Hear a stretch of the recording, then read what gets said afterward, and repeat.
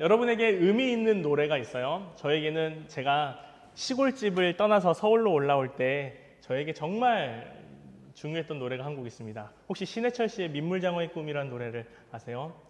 그런 노래가 있는데 그 노래의 주인공이 바로 민물장어죠. 민물장어의 삶에 대해서 좀 아십니까? 민물장어는 바다에서 태어납니다.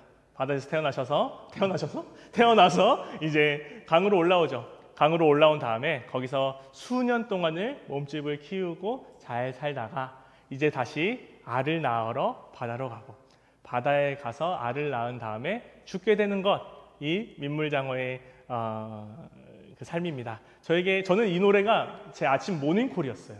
모닝콜마다 아침마다 오늘이 마지막인 것처럼 살자라는 마음으로 이 노래를 모닝콜로 들었었는데, 이 민물장어의 삶을 보면서 제가 좀 느꼈던 것이 우리의 삶이 어디를 향해 가고 있는가를 조금 생각을 해봤습니다.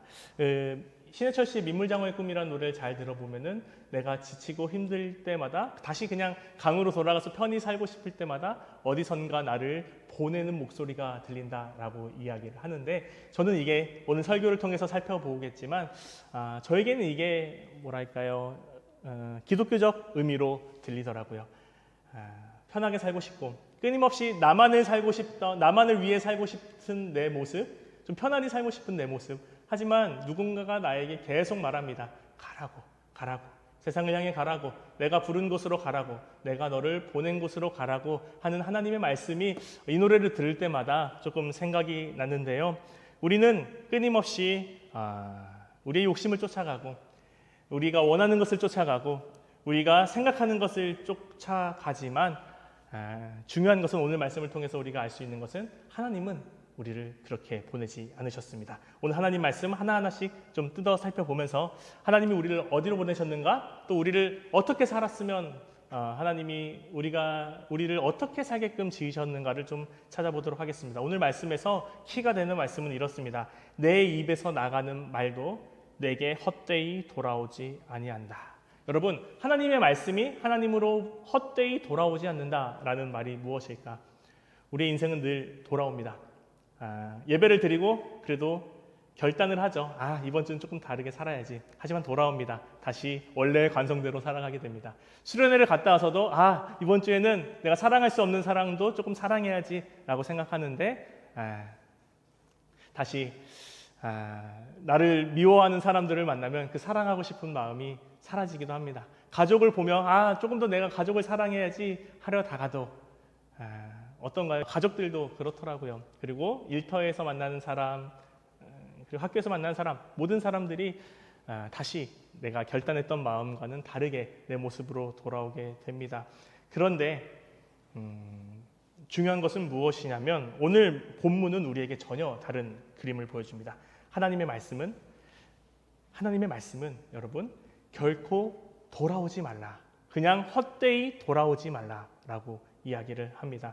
오늘 말씀은 일단 10절부터 읽으면 안 됩니다. 왜 그런지 한번 찾아볼게요. 55장 1절부터 읽으셔야 되는데, 여러분 성경책 어플도 괜찮고 우리 성경책을 피셔도 좋습니다. 1절에 이렇게 적혀 있습니다. 55절 1절. 오호라 너희 모든 목마른 자들아 물로 나오라. 돈 없는 자들도 오라. 너희는 와서 사 먹되 돈 없이 값 없이 와서 포도주와 젖을 사라. 자, 여러분, 우리는 우선 우리는 민물을 향해 올라오듯이 우리는 일단 하나님 앞으로 모입니다. 하나님 앞으로 모여서 하나님이 우리에게 은혜를 주시고, 오늘 어떻게 나와 있습니까? 와서 먹되 값없이 사 먹으라. 하나님께서 우리가 내는 것 없이 하나님이 우리에게 은혜를 주십니다. 우리의 마음을 감동시키시고 우리에게 이 세상을 다시 살아갈 수 있는 힘을 주시고, 우리가 누군가를 사랑할 수 있는 용기를 주시고, 또 우리에게 더 넓은 마음을 주시고 우리에게 한번 해봐야겠다 하는 다짐을 주십니다. 그리고 나서 온 다음에 이제 다시 가라라고 이야기합니다. 오늘 말씀 12절에 너희는 이제 왔으면 다시 기쁨으로 나아가며 라고 말씀하십니다.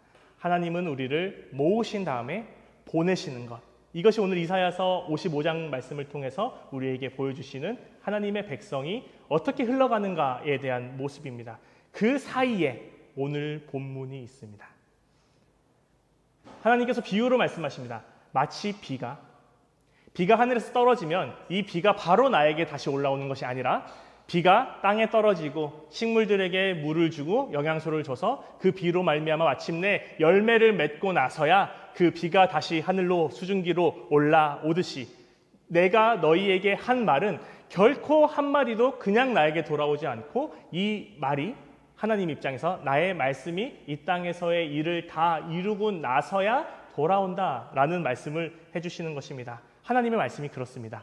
비가 땅을 살리듯이 하나님의 말씀은 메마른 우리의 마음을 살리고 지친 우리의 마음을 다시 일으켜주시고 건조했던 우리의 양심과 우리의 그 마음을 다시 살린 다음에 다시 올라가는 것이 하나님의 말씀입니다. 중요한 것은 여러분, 하나님의 이 66권 성경에 있는 이 많은 말씀 중에 가장 중요한 말씀이 뭘까요? 제일 중요한 말씀 뭔 것 같으세요?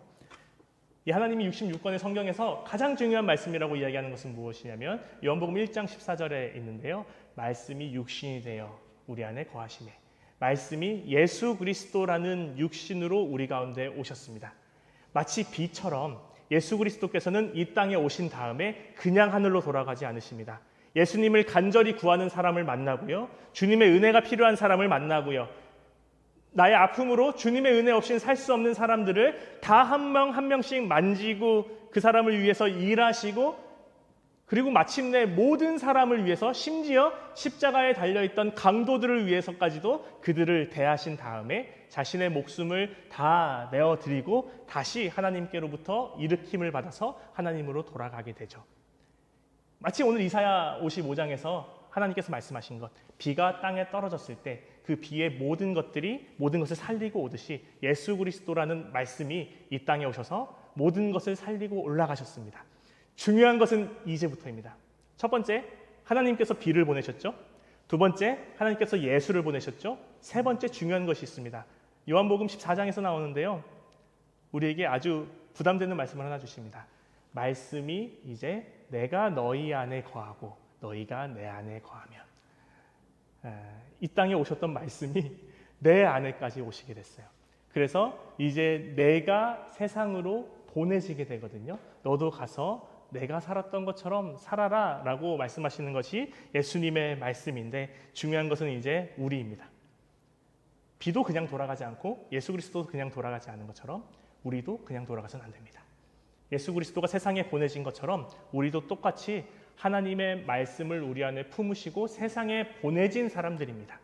비는 결코 그냥 돌아가지 않습니다. 그러니 우리도 하나님의 은혜를 받은 우리도 그냥 돌아가서는 안 된다라는 것이 이제 이사야서 55장의 말씀을 통해서 예수 그리스도를 보고 예수 그리스도를 통해서 우리의 삶을 보내는 거죠. 예수께서 이렇게 말씀하셨죠. 아버지께서 나를 보내신 것 같이 나도 너희를 보내노라. 하나님은 말씀을 보내셨고 그 말씀은 이제 우리 안에 거하심에 우리를 세상을 향해 보내십니다. 말씀이신 그리스도가 우리 안에 있으면 우리도 보내진 사람입니다. 그러니 우리는 결코 그냥 돌아가서는 안 됩니다. 다시 원래의 모습으로 돌아가면 안 됩니다. 우리의 이익만을 쫓던 모습으로 돌아가서는 안 됩니다. 또 반대로 하나님께로부터 은혜 받았으니 그 은혜를 우리 안에 가지고만 있어도 안 됩니다. 가지고만 있다가 열심히 간직하다가 한 60년, 70년 뒤에 하나님께로 돌아가서는 안 됩니다. 중요한 것은 무엇이냐? 예수 그리스도가 그러셨듯이 우리가 보내어진 곳에서 우리의 모든 사역을 마치고 주님께로 돌아가야 된다라는 것입니다. 여러분의 직장, 거기는 그냥 여러분이 운 좋게 붙어서 간 곳이 아니에요. 하나님이 보내신 곳이에요. 여러분의 학교, 여러분의 성적 맞춰서 간 곳이 아니에요. 하나님이 보내신 곳이에요. 여러분이 지금 다지고 있는 여러분의 삶의 터전, 그거 그냥 우연히 여러분이 그 자리에 서 있게 된 것이 아닙니다. 우리 그리스도인은 이런 고백이에요. 하나님이 나를 거기로 보내셨다. 그러면은 우리는 꼭 생각해야 됩니다. 나를 보내신 그 자리에서 나는 무엇을 해야 될까? 땅이 윤택하게 되고 그 윤택한 땅에서 다시 나무가 자라고 열매가 나는 것처럼 내가 보내심을 받은 그 자리에서 나는 어떤 열매를 맺을 수 있을까? 이것을 좀 고민하는 것. 그것이 오늘 이사야서 55장을 잘 읽은 사람의 마땅한 열매인 것 같아요. 여러분, 당신의 자리에서 하나님이 주신 것이 무엇입니까? 우리가 맺어야 되는 것이 무엇입니까? 그거 생각해보자라고 하는 것이 오늘 말씀을 통해서 우리에게 보여주시는 것인 것 같습니다.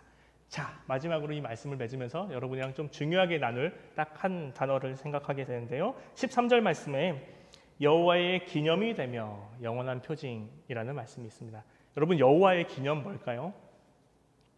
쉽습니다. 여러분, 해외에 가면은 자석 사오시죠? 자석 왜 사오세요? 그 자석 보면은 그 자석을 딱 냉장고에 붙어 있는 자석만 보더라도 그 여행지에서 어땠는지 모든 기억이 올라오지 않습니까? 아니면 여러분 수베니어 샵에서 여러분 샀던 것 하나만 보더라도 그 여행에서 내가 있었던 모든 것이 생각나지 않습니까? 오늘 말씀에서 이 흐름에서 쭉 이어서 여호와의 기념이라는 이야기가 나왔을 때 우리가 응당 생각할 수 있는 것은 무엇이냐면 여러분이 하나님의 기념품이 되라는 말씀입니다.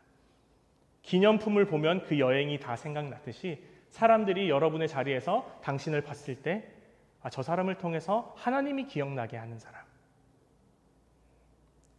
그곳에서 자석을 보고 모든 여행과 모든 서사가 떠오르듯이 당신이 있는 그 자리에서 나를 누군가가 봤을 때 나를 통해서 하나님의 그 크신 세상이 펼쳐지게 하는 사람. 저는 그 사람이 바로 여호와의 기념이다라는 것입니다. 오늘 말씀을 통해서 우리는 일관적인 하나님의 보내심을 봤습니다. 하나님은 우리를 보내셨고 우리가 있는 그곳에서 허투루 살지 않으며 그곳에서의 모든 사역을 마치고 당신께 돌아오기를 바라시며 심지어 그곳에서 우리가 하나님의 기념품이 되어 우리를 보는 누군가로 하여금 하나님이 생각나게 하는 삶, 그 삶을 사실 수 있는 사랑하는 신암교회 청년 여러분 모두가 다 되시기를 간절히 바랍니다. 민물장어의 꿈 보면요, 그 노래에 이런 가사가 있습니다. 아주 익숙한 강을 떠나고 다시 돌아가고 싶을 때마다 머리를 흔들면서 내가 가야 되는 좁은 길을 간다라는 가사가 있는데요. 주님이 우리를 보내신 그 자리도 그렇습니다. 우리는 쉽게 살면 좋지만, 편하게 살면 좋지만, 안락하게 살면 좋지만 그때마다 여러분의 머리를 흔드시고 다시 좁은 길을 향해 달려가시기를 바랍니다. 예수 그리스도가 우리를 위해서 먼저 그러셨어요. 하늘에 계셔야 될 분이 스스로를 겸손하게 하셔서 이 땅에 오셨고 좁은 문 좁은 길 십자가를 지시고 우리를 품으셨어요. 그 주님이 찾아온 우리의 가슴, 그 주님을 품고 우리도 똑같이 좁은 길로 가는 것, 우리의 삶에서 하나님의 길이 무엇일까 고민하는 것, 또 우리의 이름이 기억되는 삶이 아니라 우리를 통해 하나님이 생각나게 하는 삶을 어떻게 하면 살 수 있을까 고민하며 사실 수 있는 그런 모든 여호와의 기념이 되는 영원한 표징이 되실 수 있는 신암교회 청년 여러분 다 되실 수 있기를 간절히 주님의 이름으로 축원드립니다. 오늘 주신 말씀 기억하면서 함께 기도하겠습니다.